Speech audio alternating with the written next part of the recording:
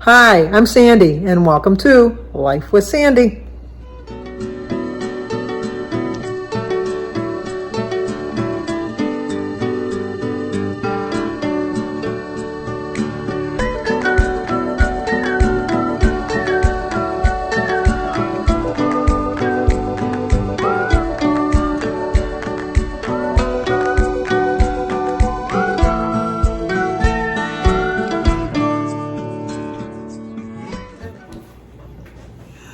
Well, hello. Today is Monday, September 26th, and we have some birthdays today. Today is Stephanie Ross Brown's birthday. Stephanie, happy birthday to you. Happy birthday to you. Happy birthday, dear Stephanie. Happy birthday to you. Cha-cha-cha. It's also Sydney's birthday. So, Sydney, happy birthday to you. Happy birthday to you. Happy birthday, dear Sydney. Happy birthday to you. Cha-cha-cha. Well, I hope you both have a great birthday. It's so cold.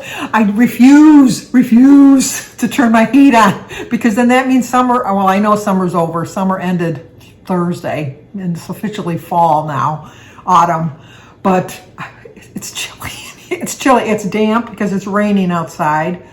I'm hoping it's going to stop pretty soon because David's coming over when he gets off of work, and my new furniture comes tomorrow. Finally, my new furniture's coming. So he's going to carry Jim's recliner, it's his lazy boy or whatever, out to the curb because tomorrow is trash day.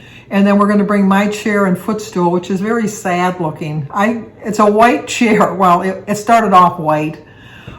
Even when I bought it, Jim says, "You're buying white?" And I should have known better. But the other two white chairs that I have held up really well. But this white one where everybody sits in, it's like everybody's favorite chair. And there's food spilt on it, which is mostly me guilty of that. But it's beyond being cleaned. But my niece wanted it for her cats. So she just bought a new home last year. And it has her upstairs is like her office where she works. And so she just wanted to set up as a little area where she could study her Bible. And when she's not studying her Bible, that her cats can sit on it. So she's just going to throw some kind of a slip cover or towels or a sheet or something over the top of it. It's a sturdy chair. But like I said, we've had it cleaned numerous times. We've had it professionally cleaned. And even they'll when they come, they say, I think you waited a little bit too long. So they did their best, with their stain removers and things, but it just didn't work. It just didn't work out. So, but it's supposed to stop raining by the time David gets here. But if not, I got some kind of a tarp I can put over the top of it. But I didn't want it to get too wet because my niece lives probably about a half an hour away from me. And if it continues to rain this hard, then even the tarp is not going to help it much. But like I said, it's chilly in here, and I really should turn the heat on. But just like I don't like turning the air conditioning on, I don't like to be the initial starter of the heat going on. Although Jim and I, when we sleep at night, we have the windows open. Even in the winter, we have it cracked open just a little bit, just to get some fresh air. I always worry about fires because when I was younger, our house burnt down, and so I'm always smoke. I smell smoke. We gotta look. I'm just like, I'm very paranoid about a fire, and I'm pretty paranoid about carbon monoxide. Although I have them now, but at the time I didn't have a carbon monoxide detector, and Christy had come over to drop Sophia off in the morning. This was a couple of years ago because it had been a long time ago for the summer. 3 or 4 years ago easily, because Sophia is 12. So she was probably like 8 or 9 years old when she dropped her off. And she would just bring her and put her in the spare bedroom, and then, because Jim was working days, and then she'd just go to work. Well, she came in the house the one day and she said that the gas smell was so bad.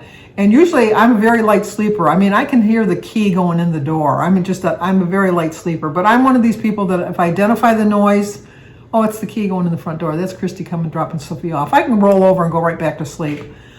I didn't hear it. And so she called to me And I was in such a deep sleep, I didn't hear her. And she thought she was coming in to find her mom and dad dead in the bed from carbon monoxide poisoning. And she was, even when she, and she scared me half to death when I woke up. And then we were trying to detect where the smell had come from. And because for some reason Jim wasn't working that day, Jim was still in bed. And so we walked into the kitchen and we determined that the stove wasn't turned on. It was turned on, but just the gas. And like an idiot, you always see in the show, movies and then they go, why did they do that? I lit the stove because to see if it was that. Could have blown myself up. I really could have. My sister Sue, her neighbor, had a gas leak and she did the same thing and blew up her house. She actually survived. She was burnt pretty badly, but she survived. But it was the stupid things you do without even thinking. So since then, we do have carbon monoxide detectors in the house, but it's still stuff that I worry about. I always like to have a little bit of fresh air coming in. That's just who I am. But I weighed myself this morning. I wasn't going to weigh myself. I was really didn't want to face the scale. I was so happy when I got into the 30s, thinking, oh, I'm finally in the 30s now to work my way to the 20s. I went crazy. I just went crazy. And I'm making no excuses. It's just what I do. I have to figure out why I do it, but I do it. And so I gained 2.2 pounds. I was really kind of relieved. I know that's like you say, Sandy, you gained 2.2 pounds and you were relieved? Yeah, because even though, like I had only a half order of the pancakes, I still had sausages, I still had a glass of chocolate milk, I still had regular syrup. I know they offer sugar-free syrup. I eat sugar-free syrup at home all the time. So it's not that, it's just, I was eating out. I really was. It was just like, and then we did a lot of walking, which thankfully my feet are feeling better. My foot actually is feeling so much better. I still wear my shoes all the time, which I absolutely hate doing, but I figure it's been since July 1st when I was diagnosed with the plantar fasciitis. See how time flies? It's going to be October 1st before you know it. That'd be 3 months of treating my foot. But I did do a lot of walking. I did bring my boot with me to put on at night just so that, because I knew that the next day I'd be doing a lot of walking too. But we went and we had fudge at the fudge shop, and then I overate a little bit on the breakfast bar because, they had really good stuff at the breakfast bar. And we went to the candy store. We went to the candy store in the basement of Zender's in the bakery area. So I got something there, and then we came home, and we ate out dinner when we got home, and just poor choices, just really poor choices. And I kept beating myself up, and I was just feeling so discouraged, and I was just trying to think, what am I going to do? Woe is me, poor Sandy.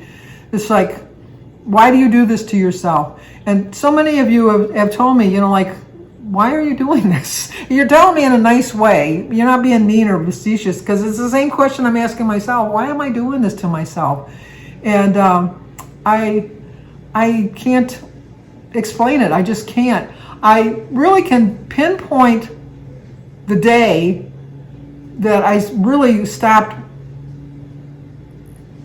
I don't know what the word would be, but I really stopped concentrating on not eating a lot of food. My problem is I eat a lot of food. And it doesn't necessarily have to be fattening food. I just eat a lot of food. You've seen my salads. You've seen my plates. You've seen what I have for food for my breakfast and my dinner. I do try to break it up into 3 meals, but that doesn't always work for me. I've never really been a set, like, this is breakfast, let's eat breakfast. This is lunch, let's eat lunch. This is dinner, let's eat dinner. The only thing I always to do, and even in my mind I still do now, is, it's dinner time. I have to eat dinner. I don't have to be hungry. This past weekend, because I've been eating so many sweets, I wasn't hungry, but then my mind says, it's dinner time. You better eat something. It's dinner time. And so I would eat, and then that would just trigger things to overeat and eat too much.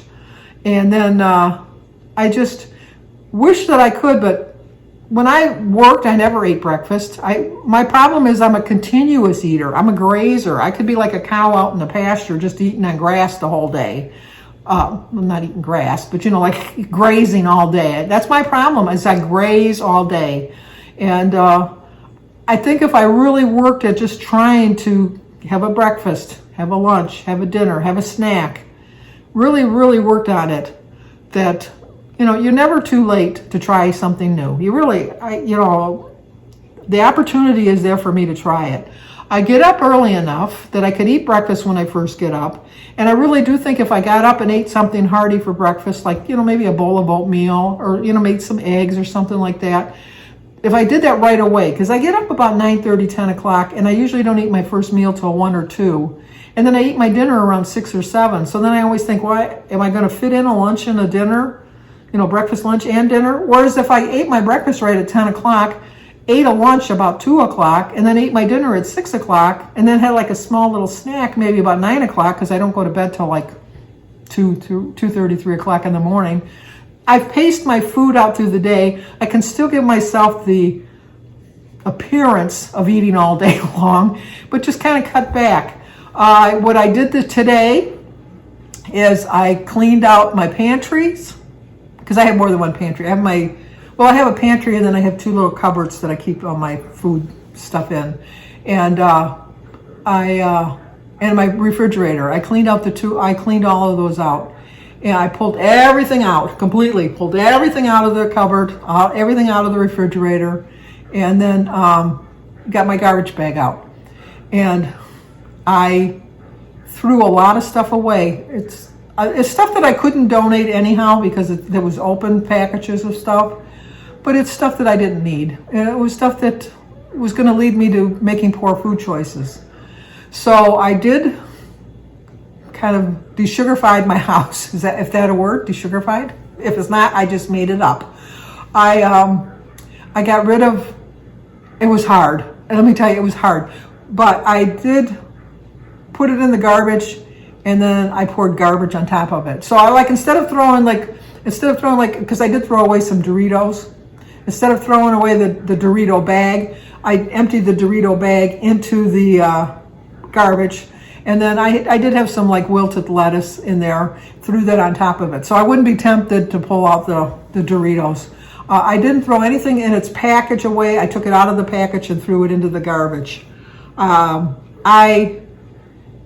It was hard. It really was hard. I've made some conscious decisions too.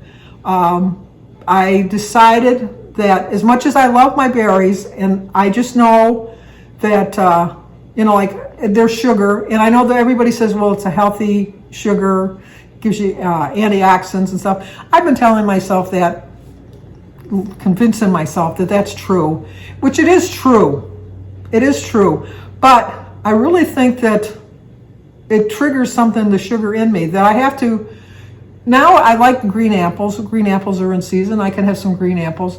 This is really the season that I can start snacking more on vegetables.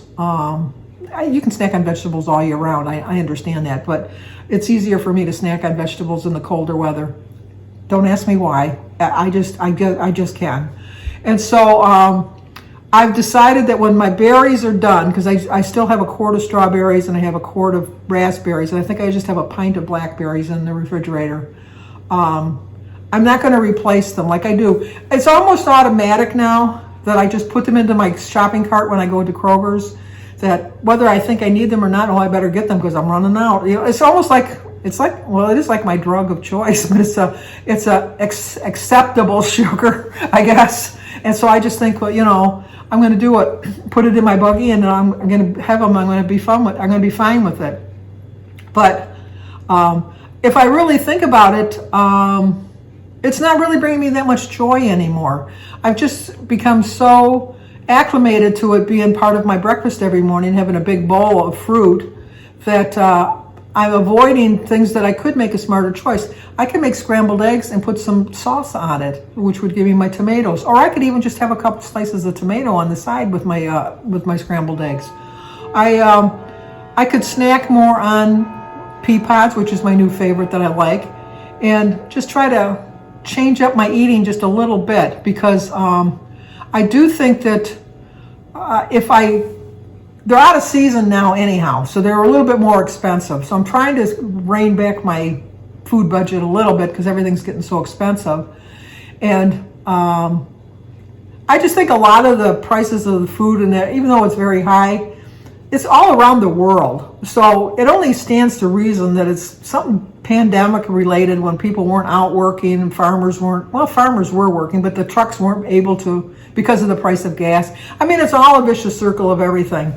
But even with all that being said, it's still expensive. It's still expensive. And so I have to choose some things that I can, that I like, that aren't going to be really hitting my food budget as bad as it has been with the berries, because my berries run me about $20 or $30 a week because they're not cheap. They're just not cheap.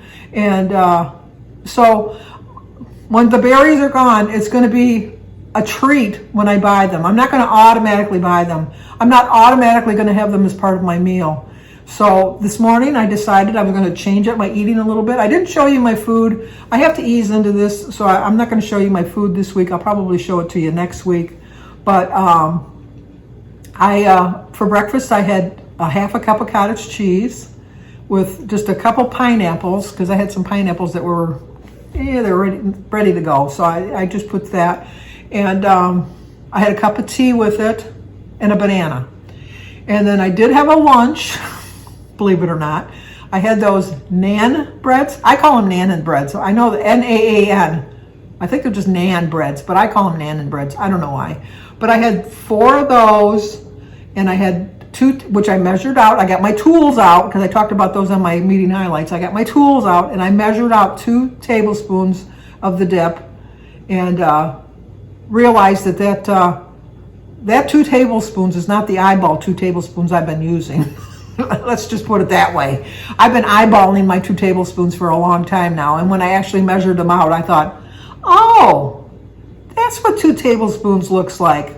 I must have been having 5 because I was just overdoing it on that. So that was my plan on that too. So for my lunch, then I had that with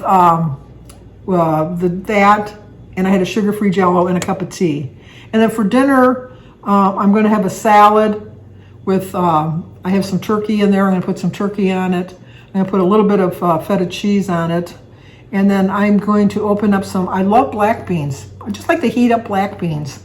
So I'm going to have some black beans with it. Now I know it's a very odd combination, but I want to get my body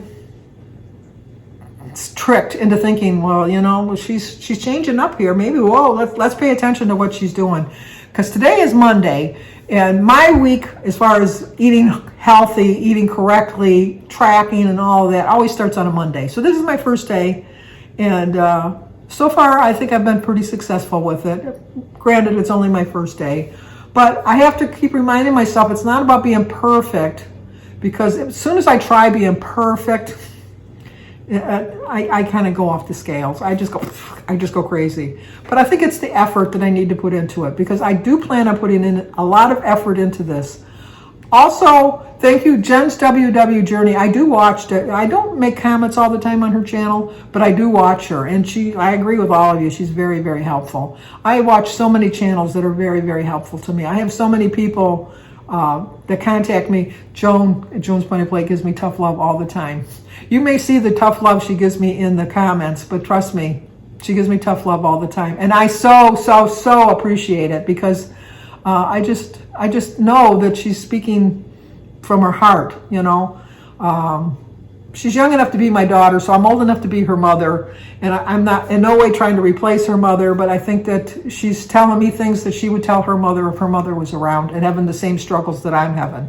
So I so appreciate it. And Kim over at Girl on Her Phone.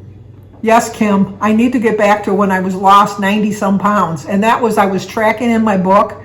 I was showing you my food consistently. I was being aware of everything that I was doing. And I just realized now, I took a big detour there for a minute, because I told you I was going to tell you when I pinpointed the fact, when I decided when I really went off track, and I pinpointed it and I didn't tell you.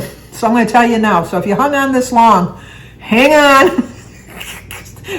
You never know where I'm going with my thought process. But I believe in my heart of hearts, it was the day, Good Friday in 2020, when I didn't eat anything for the day and I fainted.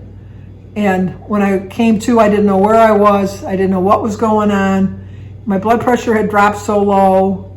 I scared the bejesus out of Jim because he was just like frantic. Because when I was coming to, I could hear him on the phone and he was like panicked.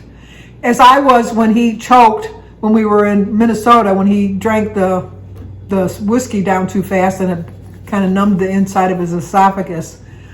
That Jim is my life. My family is my life. And it was just, I just thought, well, now I got to eat, because if I don't eat, I'm going to faint again. And I don't know, maybe one of these times I won't come back, you know. Obviously, one of these times I'm not going to come back. I am going to die. But it's just, but I can pinpoint it to that moment. That's when I started gaining my weight back. And I looked at my tracker, and that is exactly when I started gaining my weight back. Because I had the attitude like, well, I got to eat. I got to eat. But not thinking, well, you were eating properly up until Good Friday. You just didn't eat on that day, and that's why you had that reaction. It's not because of anything you did weeks or months beforehand. It's what you did that particular day. And every day after that, you've been paying for it and overeating. And that's what I've been doing. So I think that helps me out today. That really helps me out today to know that I can accomplish this. I also wanted to give a shout out to Judy Rivet, because Judy Rivet always is giving me support. All of you guys are giving me support. You know, the bad thing when you start naming people out in public, you kind of leave people to the wayside and they think, well, what am I, chopped liver? You're not going to mention me? So I so apologize if I haven't mentioned your name out, but please know, I so appreciate all your prayers. I appreciate all your support and encouragement. The people that do send me, speaking of, I do have something I got to share. I'll be right back. Well, I almost forgot. People that do support me is Sparkling Susan, and see, she sent me these cards. She sent me a whole month of cards that I'm supposed to open on Mondays. So let me open this one up. Woohoo! That about covers it. Happy birthday. Happy birthday to you. Hope your birthday month, week 4, is beyond beautiful. As beautiful as you are. Susan, also known as Sparkling Susan. Well, thank you, Susan. Yes, because today is the day. Back on track. Gonna do well. Gonna do better. Let's say that. Gonna do better. Because I'm getting too close to the 250. As I mentioned on my highlight meeting for the Weight Watchers meeting highlights, I have a doctor's scale that has the clunker that you clunk for every 50 pounds. And when I started Weight Watchers, I was on the 300 pounds. And when I was able to clink it back to 250, when I got to 299 and I was able to click it to 250, I was just so happy. And I just worked so that I could get from that 250 and clunk it over to the 200. And I did that. And then I was so close, I was within 9 pounds of clicking it to the 150. And Good Friday came along. The pandemic came along. Everything came along. Just excuses. That's all it is excuses. Because all of these things happen in your life anyhow. You need to learn to ride with it. And I didn't. Instead of going with the current, I went trying to go against the current. And and by that I mean, I should have just rode with how I was doing. And if I would have just stayed on the path that I was doing and followed that current, I would be doing well. But no, I had to fight myself. I had to fight that current. I tried to swim backwards and go back to my old way of eating, going back to my old way of thinking. And the harder I swam in the wrong direction, the farther I got away from turning around and following that current the right way. I know, it makes no sense. I make no sense. I know that, but that's just who I am. But I plan on having a good week. I'm going to take you along with me. It's going to be hard. First week on anything is very hard. My first week on Weight Watchers, joined December 30th, 2016.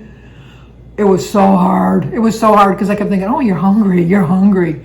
And that's been my mantra since that day I fainted. You're hungry, go have something to eat or you're going to faint. No, drink some water, have a cup of tea, have a sugar-free pudding, have a hard-boiled egg, have a piece of protein, have a Weight Watchers healthy bar, have a granola bar, have something healthy. And just count your points, track them, watch what you're doing, and that's what I'm going to do. I really am. So we're going to do it. I'm going to do it. I really am going to do it. So, but if you're new to my channel, please subscribe, leave a comment, hit the like button, and share it. I think somebody might like to see it. Thank you so much for everybody that commented yesterday on my video yesterday. I think I got like 50 comments, all true support, all giving me, encouragement and prayers and hugs.